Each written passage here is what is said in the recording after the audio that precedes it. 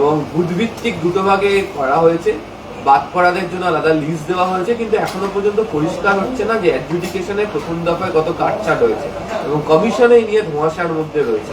এবং 29 লক্ষ বিচারাধীনের নিষ্পত্তি হলো অনেক কম নাম প্রকাশ, এবং যেটাকে আজকে জেতার বিজেপির জেতার কারসাজি বলে মমতা বন্দ্যোপাধ্যায় অভিযোগও করে গেলেন। অতিরিক্ত যে তালিকা সেটা পুরোটাই একটা চক্রান্তমূলক ধোঁয়াশায় ঢাকা এবং ইচ্ছাকৃতভাবে সময় নষ্ট করছে নির্বাচন কমিশন। বিজেপি চাইছে বৈধ ভোটারদের বাদ দিতে, বৈধ ভোটারদের হেনস্থা করতে, এবং এই নির্বাচন কমিশন এটা কি ইয়ার্কি হচ্ছে? মাঝরাত্রিরে গিয়ে এতদিন পরে সেটা মাঝরাত্রিরে, তাও এখনো পর্যন্ত আমি যখন আপনাদের সঙ্গে কথা বলছি তখনও স্পষ্ট নয় কার নাম ঠিকঠাক আছে, কাদের সঙ্গে বৈষম্য হয়েছে। আমরা শুধু বারবার বলছি যে এগুলো বিজেপির স্বার্থে করা হচ্ছে, এবং আমাদের নেত্রী মমতা বন্দ্যোপাধ্যায়, আমাদের নেতা অভিষেক বন্দ্যোপাধ্যায় বলছেন আমরা পুরোদস্তুর পাশে থাকব সমস্ত রকম লড়াইতে, নির্বাচন কমিশনের কাছে নিয়ে যাওয়া বা আইনি যা যা প্রয়োজন পদ্ধতি প্রক্রিয়া। কিন্তু এই নির্বাচন কমিশন এই লিস্টটা নিয়ে যেভাবে বিলম্ব, কৌশল, রহস্য, কুয়াশা, ধোঁয়াশা, এটা হচ্ছেটা কি? বাংলার বুকে ভোটার তালিকা নিয়ে, মানুষের অস্তিত্ব নিয়ে ছেলে খেলা খেলছে এরা এই বিজেপিকে সুবিধা করিয়ে দেওয়ার জন্য। এই চক্রান্ত কিন্তু সফল হবে না। বিজেপি রাজ্য দপ্তরে ব্যাপক বিক্ষোভ চলছে কয়েকদিন ধরে, আজকেও চলছে, এবং সর্বভারতীয় সভাপতি আসছেন, সকাল থেকে মিটিং করছেন দফায় দফায়, মানে তাকে সামলাতে ছুটে আসতে হচ্ছে। এই যে দফায় দফায় বিক্ষোভ বিজেপি, দেখুন গোটা রাজ্যে বিজেপি কুৎসিতভাবে পরাজিত হতে চলেছে। গোটা রাজ্যে 30 পার হবে না ওদের সংখ্যা, ওরা সেটা জানে। এই সার্বিক বঙ্গ বিরোধী বিজেপিকে বাংলা প্রত্যাখ্যান করবে। এবার তাদের মধ্যে গোষ্ঠীবাজি তীব্র, তাদের মধ্যে সংগঠন নেই, বুথে লোক নেই, গোটাটাই অন্য রাজ্য থেকে ভাড়া করে কয়েকটা হোটেলে ভরিয়ে রেখেছে, বহিরাগত ভরিয়ে রেখেছে। তাদেরই আমরা বহিরাগত বলি, যারা শুধু ভোটের সময় বাংলাকে অপমান করতে আসে। এর মধ্যে কোনো অন্যভাবে বহিরাগত বাংলার সঙ্গে সম্পর্ক নেই, বাংলার প্রাপ্য পাওনা দেওয়ার নাম নেই। শুধু ভোটের সময় দেখুন আপনি হোটেলগুলো ভরিয়ে রেখে দিয়েছে। এই সব লোক নিয়ে এরা এসে ভাবছে বাংলা দখল করবে, সব হবে না। তার মধ্যে গোষ্ঠীবাজি। যদি কেউ দেখে, আপনি বলুন দিলীপ ঘোষ বা দিলীপ ঘোষের স্ত্রী, তাদের সঙ্গে আমাদের আইডিওলজিক্যাল ব্যাটল, কিন্তু দিলীপ ঘোষের স্ত্রী রিঙ্কু মজুমদার যদি বলেন যে শুভেন্দু অধিকারীর পরিবারের 3 ভাই যদি নমিনেশন পায়, তাহলে পুরনো দিনের মহিলা মোর্চার কর্মী হয়ে দিলীপবাবুর স্ত্রী পাবেন না কেন? তো এইটা তো ওদের মধ্যে ঘটছে। ওখানে দিলীপবাবুদেরও সঙ্গে আমাদের আইডিওলজিক্যাল ব্যাটল, আমরা দিলীপবাবুকেও হারাবো, কুকথা বলে চলেছেন। কিন্তু এই যে সমস্যাগুলো, এটা তো বিজেপির যা হয়ে আছে, তো বিভিন্ন জায়গা থেকে এই রেখাপাত্র তাকে সামনে রেখে কত মিথ্যাচার হলো, বিজেপি করে গেল মিথ্যাচার। তা আজকে তো সেই বিজেপি অফিসে রেখাপাত্র গো ব্যাক হচ্ছে।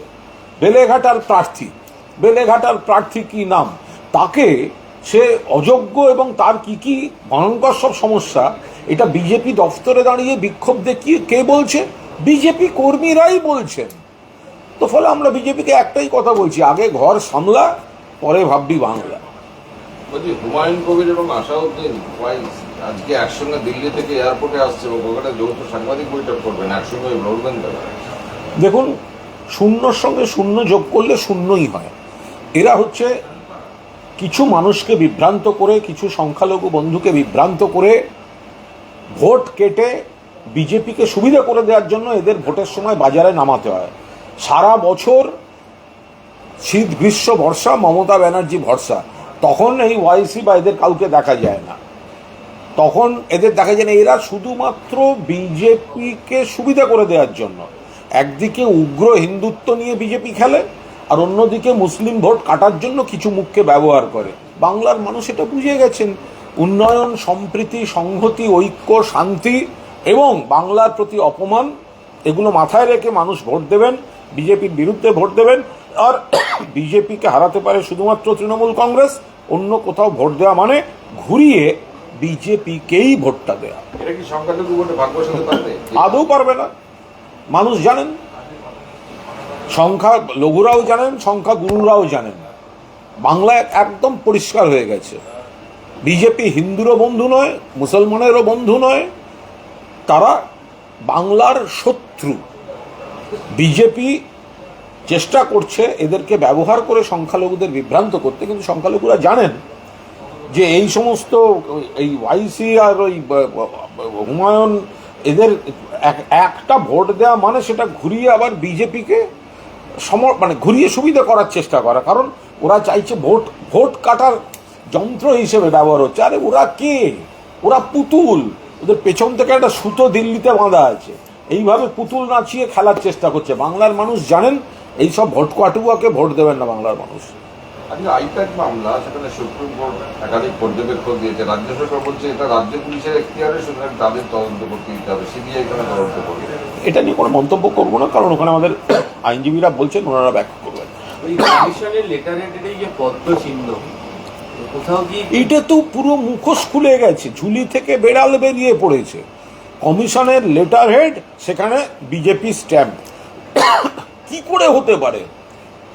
আমরা যেটা বলে আসছি ওটা বিজেপির পার্টি অফিসে পরিণত হয়েছে। আমরা যেটা বলে আসছি কমিশন বিজেপির দালাল এজেন্টে পরিণত হয়েছে। তাদের সামনে রেখে বিজেপি কাজ করছে।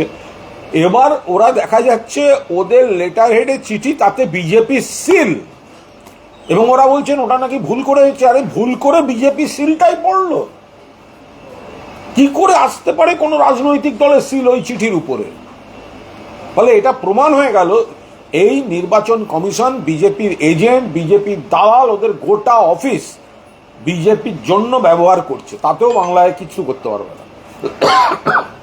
আজকে সুপ্রিম কোর্ট ইন্টারেস্টিংলি রাজ্যকে বলছে যে ধরুন 30 বা 31 সালে এটা নিয়ে এখন মন্তব্য করবো না, কারণ ওখানে আমাদের আইনজীবীরা আছেন, মামলাটা চলছে এখন। আজকে রাজ্যসভাতে ইউনো গ্যাস নিয়ে সতর্ক করলেন প্রধানমন্ত্রী নরেন্দ্র মোদী।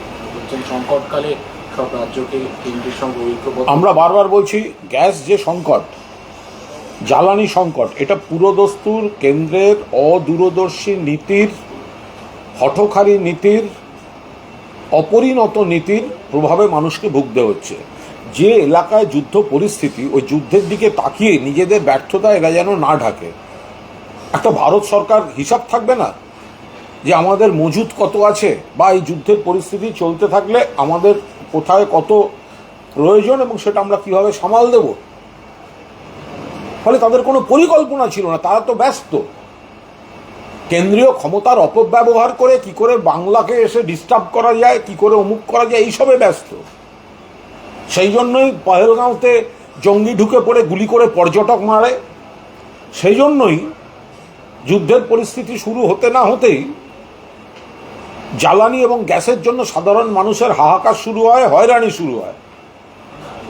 তার কারণ কেন্দ্রীয় সরকার তাদের দায়িত্ব পালন করেনি, তারা যুদ্ধের দিকে ঘুরিয়ে দিচ্ছে। আরে ভাই, সবাই জানে যুদ্ধটা হচ্ছে, তাহলে আপনারা কি করছেন বসে? আপনি জানেন না আমাদের মজুদ কত তেল ভান্ডার, আমাদের গ্যাস ভান্ডার আপনি জানেন না? যুদ্ধটা কন্টিনিউ করবে ধরে নিয়েই তো সেই প্রস্তুতিটা রাখতে হবে। তাহলে কিসের কেন্দ্রীয় সরকার, কিসের বিদেশ নীতি, কিসের পলিসি? ঠিক আছে, ওকে। দাদা প্রশ্ন আছে, চাপের উপরে আমার একটা আছে দুটো প্রশ্ন। যেটা হচ্ছে শশী পাচার, তার তো এই লিস্টে, সাপ্লিমেন্টারি লিস্টে তিনি নাম দেখতে পাচ্ছেন না, তার একটা আশঙ্কা, তিনি আতঙ্কে রয়েছেন। কিভাবে আমি কোনো মন্তব্য করবো? আর একটা প্রশ্ন, এটা নিয়ে আমি কোনো মন্তব্য করবো না, তার কারণ এটা ডক্টর পাঁজা নিজে গোটা বিষয়টা দেখছেন, ফলে এটা উনি বেটার এক্সপ্লেন করে দিতে পারবেন। প্রথম কথা, এটা কি করে হয়? ডক্টর শশী পাঁজা অজিত পাঁজার পুত্রবধূ, বিশিষ্ট ডাক্তার, জনপ্রতিনিধি, তাকে অ্যাডজুডিকেশনে পাঠিয়েছে। এটা হয় কি করে? এগুলো সব একেবারে পরিকল্পিতভাবে হচ্ছে। Doctor Shashi Panja daughter-in-law of late Ajit Kumar Panja, minister, eminent doctor.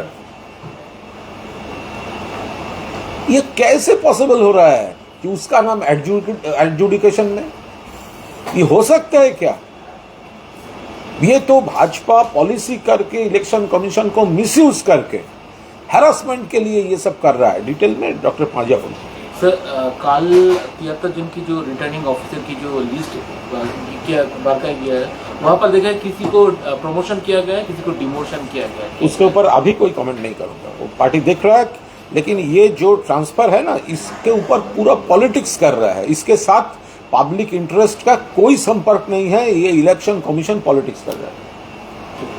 বলছি কোনাদের রামনবমী নিয়ে যেহেতু এই সপ্তাহতেই তৎপরতা শুরু হয়ে গেছে, সিপিআরকে সব থানায় ভিজিট করেছেন, কারণ গন্ডগোল ঠেকাতে হবে। বিজেপিতে রামনবমী কলকাতায় ভোটের মধ্যেই করবে, হ্যাঁ, কি ভাবে দেখছেন গোটা বিষয়টাকে? দেখুন, রামনবমী তো চিরকাল পালন হয়ে এসছে।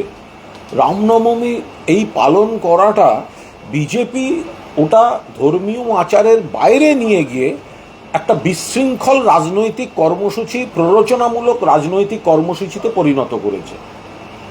কই অন্য কোনো ক্ষেত্রে তো এই ঘটনা ঘটে না। রামনবমী এলেই বিজেপি, আরে রাম, ভগবান রাম সবাই মানেন, যারা মানেন তারা সবাই বিজেপি, এটা ভাবার কোনো কারণ নেই। কিন্তু বিজেপি হঠাৎ রামনবমী এলেই ভগবান রামকে ওদের মার্কেটিং ম্যানেজার ভেবে ফেলেন, ব্র্যান্ড অ্যাম্বাসাডার ভেবে ফেলেন। ফলে বিজেপি রামকে বিকৃতভাবে ব্যবহার করে ক্ষমতার আস্ফালন। আগে তো সে রিভলভার হাতে লোক ধরা পড়েছে মিছিল থেকে, অন্য রাজ্যে পালিয়ে গেছিল তারপর। ফলে এই যে প্ররোচনা দেয়া, অন্য ধর্মের মানুষদের ধর্মস্থানের সামনে গিয়ে প্ররোচনামূলক স্লোগান দেয়, এগুলো বিজেপি একেবারে অঙ্ক কষে করে। কিন্তু এবার এই ধরনের কোনো প্ররোচনায় যাতে কেউ পা না দেন, ওদের হারাবার একটাই উপায়। ওরা এই গন্ডগোলগুলো করে ধর্মীয় মেরুকরণ করে বিকৃত অপপ্রচার করতে চায়। এই সুযোগ ওদের কোনো অবস্থাতে দেওয়া হবে না। মানুষ ওদের মুখোশটা ধরে ফেলেছে। যারা ভগবান রামকে পুজো করবেন, 100 বার করবেন। কেউ কোনো কর্মসূচি করলে সুন্দরভাবে করবেন। এত বড় মুসলিমদের ইজতেমা হলো, 80 লক্ষের বেশি মানুষ হুগলিতে একসঙ্গে, 80 লক্ষ সারা ভারত থেকে। এত শান্তিপূর্ণ, এত সুশৃঙ্খল, এত বড় দুর্গা পুজো হয়, একেবারে উদ্বোধন থেকে কার্নিভাল পর্যন্ত। এত সুশৃঙ্খল, এত সুন্দর, বাংলার গর্ব। রামনবমী তো আগে এরকম ছিল না। রামনবমীর দিনটাকে প্ররোচনামূলক ধর্মীয় রাজনীতিতে ব্যবহার করার জন্য বিজেপি এই অপপ্রচারটা এবং অপকীর্তিগুলো করে। আপডেট চলে এসছে, একটা হচ্ছে যে কোর্ট বলে দিচ্ছে যে প্রত্যেক দিন প্রয়োজনে অ্যাডজুডিকেশনের তালিকা প্রকাশ করতে হবে। যেদিন যেমন অভিযোগের নিষ্পত্তি হবে তার তালিকা কমিশনকে প্রকাশ করতে হবে প্রত্যেক দিন। এবং যে যে কেন্দ্রগুলোতে আগে ভোট, সেখানে আগে তালিকা বার করে ক্লিয়ার করার চেষ্টা করুন। না, এটা তো অনেক ন্যায্য। আমরা তো এটাই বলছি যে অ্যাডজুডিকেশনের নামে যে ঝুলিয়ে রাখা হচ্ছে, মানুষকে জানতে দেওয়া হচ্ছে না, তালিকা বেরোবে বেরোবে বেরোবে, জমে যাচ্ছে, এত বের করা হচ্ছে না। বার করলেও মাঝরাতে, তাতেও সম্পূর্ণ নয়। সেখানে মহামান্য আদালত, সুপ্রিম কোর্ট যদি বলে থাকেন যা হচ্ছে রোজ বার করো, মানুষকে জানিয়ে দাও, তো এটা তো করছে না নির্বাচন কমিশন। সেই জন্যই কোর্টকে বলতে হচ্ছে নির্বাচন কমিশন তো বিজেপির হয়ে একটা ডিলেইং পলিসি, সাপ্রেসিং পলিসি তারা নিয়ে রাখছে। তো সেখানে যদি রোজকারটা রোজ এতগুলো হয়েছে এই পরিস্থিতি, তাহলে মানুষেরও বুঝতে সুবিধা হয়, আমাদেরও বুঝতে সুবিধা হয়। কিন্তু আজকে যে তালিকা প্রকাশ করা হয়েছে, সেই তালিকা নিয়ে প্রচুর বিভ্রান্তি ছড়িয়েছে। প্রচুর বিভ্রান্তি ছড়িয়েছে, মানুষকে বিভ্রান্ত করছে তো election commission. Election commission genuine ভোটারদের হয়রানির জন্যই এইসব চক্রান্তগুলো করেছিল। মাননীয় মুখ্যমন্ত্রী মমতা বন্দ্যোপাধ্যায় সুপ্রিম কোর্টে সওয়াল করে বিষয়গুলো নজরে এনে মান্যতা দিয়ে তো তবু একটা বিজ্ঞানে এনেছেন, তার পূর্ণ কৃতিত্ব মমতা বন্দ্যোপাধ্যায়। তারপরেও এরা ডিলেইং পলিসি চালিয়ে যাচ্ছে, সাপ্রেসিং পলিসি চালিয়ে যাচ্ছে। মানুষকে অন্ধকারে রাখছে। আরেকটা হচ্ছে যে প্রধান বিচারপতি এটাও বলেছেন যে অন্যান্য রাজ্যে এসআইআর হচ্ছে কিন্তু গন্ডগোল এত হচ্ছে না, পশ্চিমবঙ্গে হচ্ছে। অন্যান্য রাজ্যে এসআইআর প্রক্রিয়া অনেক বেশি নামও বাদ গেছে। সেটা সম্পূর্ণ একটা অবজারভেশনের উপর দাঁড়িয়ে কোনো মন্তব্য করবো না। এখানে যেহেতু একেবারে হয়রানিটা চোখে দেখা যাচ্ছে, বোঝা যাচ্ছে, যারা মৃত কেউ তো আপত্তি করছে না, যারা চলে গেছেন স্থানান্তরিত কেউ আপত্তি করছে না। কিন্তু আপনি যদি বাবা বন্দ্যোপাধ্যায় লিখেছে ছেলেখানা ব্যানার্জি লিখবে বলে লাইনে দাঁড় করান, তো সেখানে প্রশ্ন তোলা যাবে না, সেখানে তো প্রশ্ন উঠবেই। ওকে, থ্যাংক ইউ।